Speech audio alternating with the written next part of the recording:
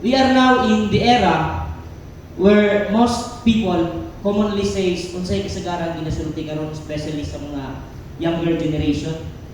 Ningon sila, deserve na ko ni. Di ba? Kabantay mo mag-post sa Jollibee, sa McDo, deserve na ko ni kanang treat sa kaugalingon para malipay siya. And I'm sure nga makarelate mo anak kay ug naay mga panahon nga makatagamtang kaharuhay, makaingon pud tag I deserve na ko ni. Pero kanang nga word pwede siyang gamiton nato sa context sa pagpangalagad nga kung dunay mga maayong panghitabo sa atong kinabuhi, ningon ta yes, deserve na ko ni kay mas buutan ko, mas faithful ko nga alagad sa Ginoo. So naata ani nga era karon sa, and then we come to the point where they ended up asking, deserve ba gyud nako ni? Nakasulay mo anak. Una, mangutana ningon ta nga ay deserve nako ni. Pero at the end of the day, pag naay hardship nga moabot, maabot na sa point of asking ourselves, deserve ba gyud nako ni? And even sometimes, kung tugutan ni Lord ang mga problema sa atong kinabuhi,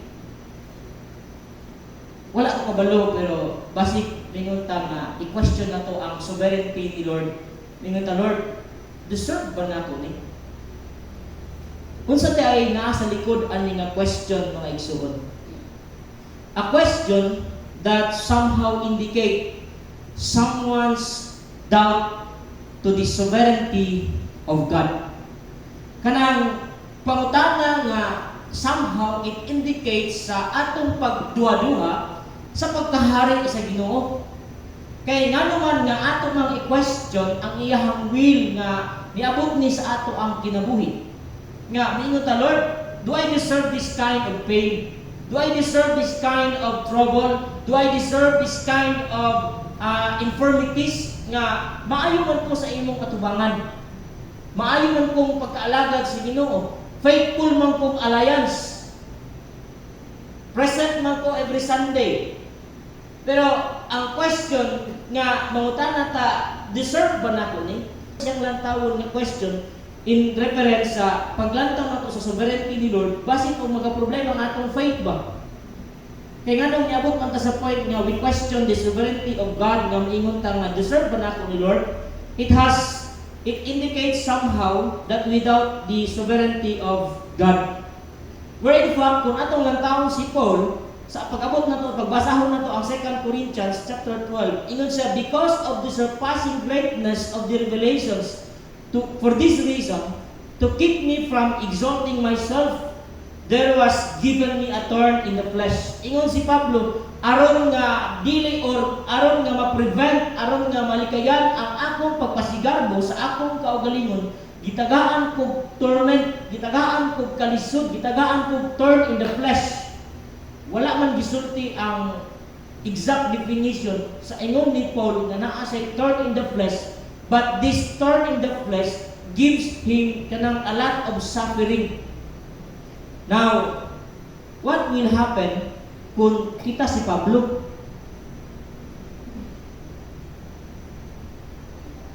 Mungutana ko sa inyo, what do we truly deserve? We deserve hell.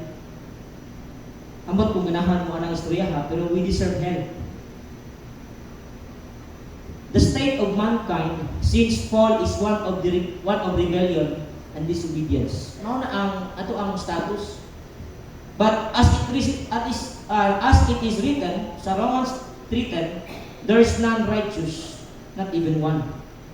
So kung mo ask ka sa sovereignty ni Lord nga i-question nimo ang iyahang pagkagamhanan, kung iyon ka, Lord, maayo man ko. Unya ingon ng Romans 3:10, no one is righteous. Pagulong man siguro mo unsay nahitabo nako sa 2023. Wow, nindot kayo tong tuiga.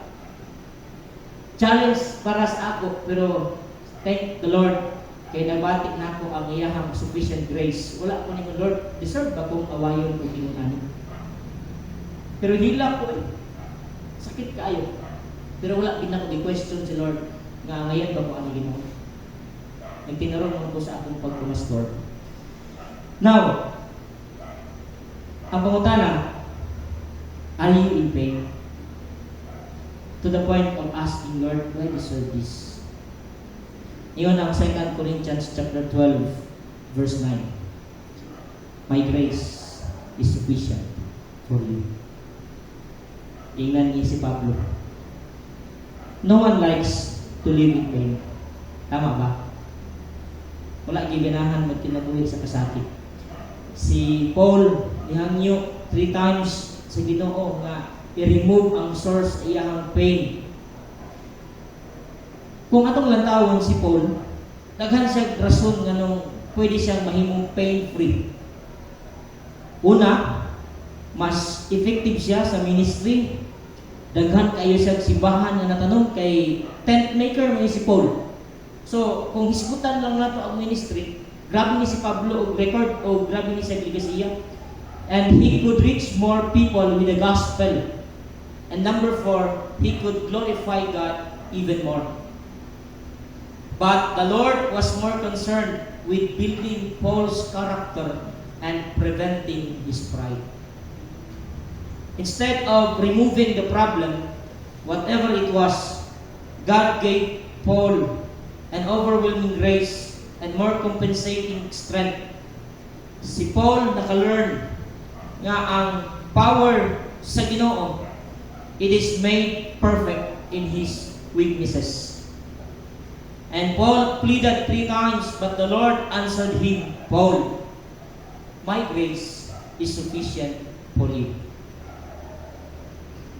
Kung naatak karon sa pain, igsuon, dili na siya tungod kay gipasagdan ta sa Ginoo. Dili na siya tungod kay sa unsang mga butang nga atong gihimo. But remember this, like Paul, when he had a lot of reasons to complain, asking God that he had done a lot of things for the ministry, ingon ang Ginoo kang Paul, Paul, my grace is sufficient for you. And he said, so that the power of Christ may dwell in me. Unsay atong difficulties nga ato bang karon, whether naata aning thorn in the flesh, ato ni siya i-compare or i-translate as our struggle, whatever na ato ang struggle, physical ba siya, emotional struggle, spiritual struggle ba siya, we can know that God has a purpose and that He is all sufficient.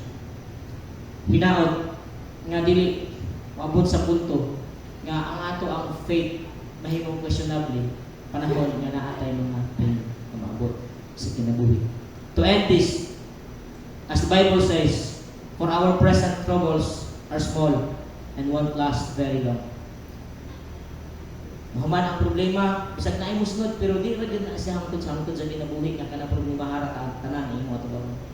And yet, they produce for us a glory that vastly outweighs them and will last forever. Kay ang himaya sa Dios nga akong matagamtaman unya dili ikakumpara niining akong problema karon.